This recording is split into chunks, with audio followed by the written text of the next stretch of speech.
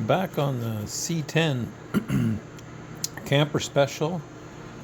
This is, of course, you can tell the roof of the camper, and a few things need to be done up here. Need to replace a roof vent cap there. It's a little bit broken. This roof vent's going to get replaced. It's got a crack on the side. But the biggie is the reseal of the roof. And it's an aluminum roof. These are prone to corrosion, so even as aluminum, it still can rust. So aluminum doesn't get brown rust on it. Aluminum just gets white oxidation, and after a while with oxidation, eventually you get little pinholes.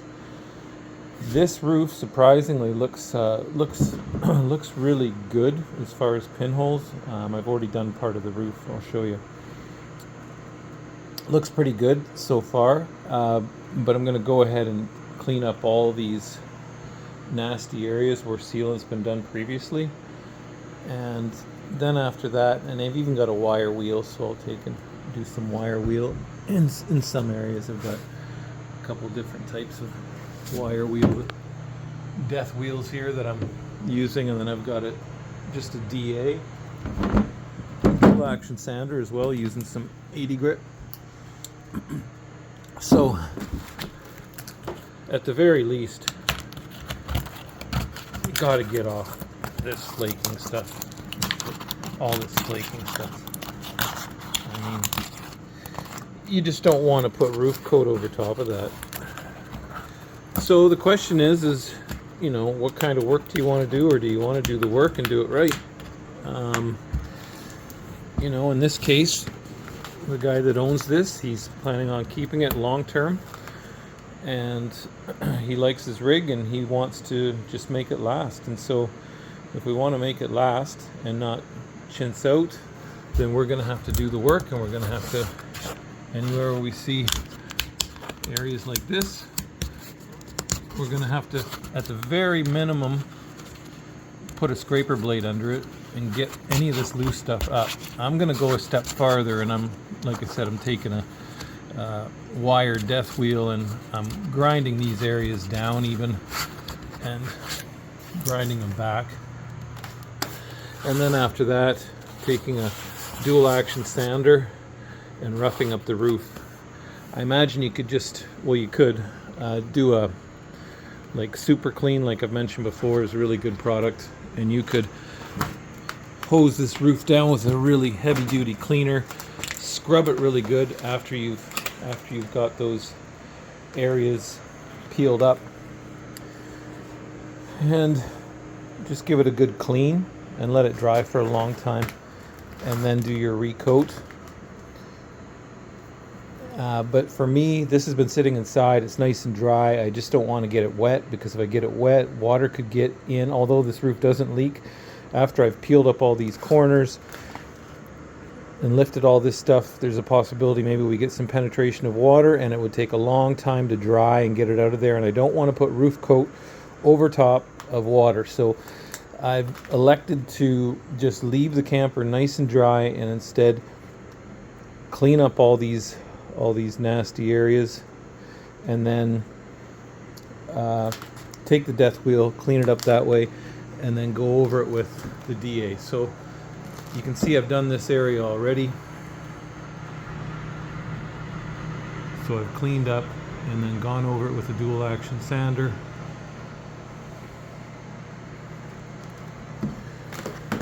And then we get some nice deep scratches in there, you can see, and that's going to give that roof coat really something to grab onto. This is the ideal way to do it, I think, you know, in my opinion, is to clean up all the bad areas, and then do the whole roof with the DA and just get it down to bare metal. That way when we put the roof coat on there, it's going to stick real well, and it's going to hopefully last a long time, and it's not going to get penetrated by water. But it takes some time. I'm not even half done yet. I've got a bunch more to do here, and then after that we're going to put on some nice fresh white roof coat that's going to last a long time.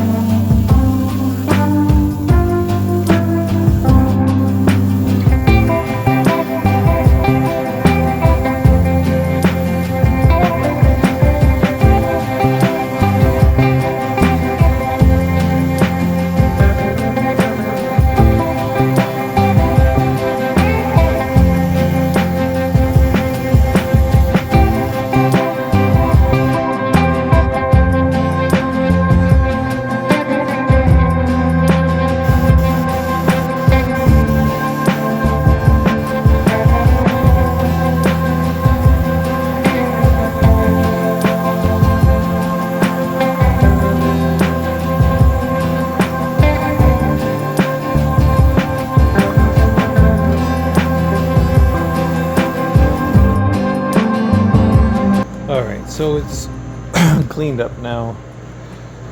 As good as I'm going to get it anyway.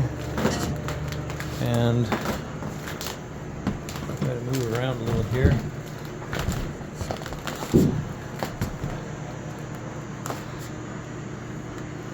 Did our best around the vents to scrape off the loose stuff and then sand all the raw aluminum sheet metal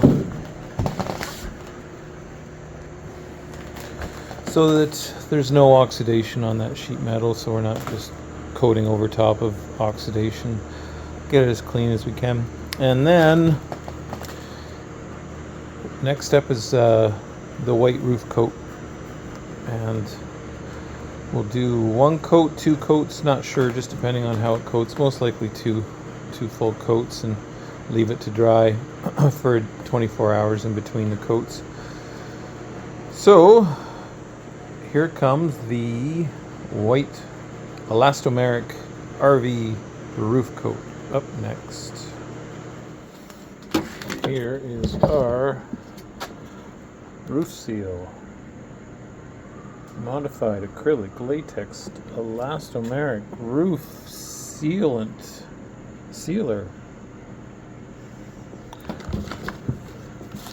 And here it says it keeps interiors cooler, helping reduce energy costs. So that's good because they're dry camping, so they don't have air conditioning, and so when the sun's beating down on the roof, it's going to keep things cool inside. So that's an extra bonus.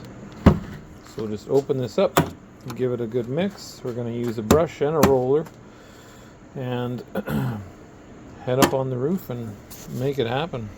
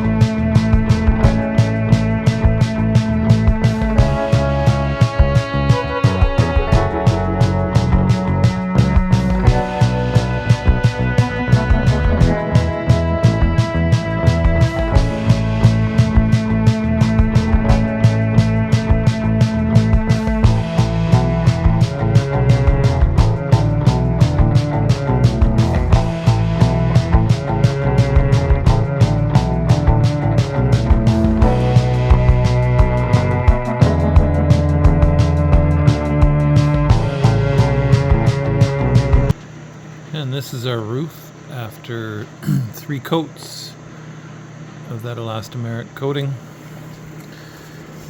And the good thing about this roof coating is that if there is any pinholes after you're done, if there is any cracks anywhere where it looks like water could be getting in, it's real easy to detect. You'll be able to see it right away.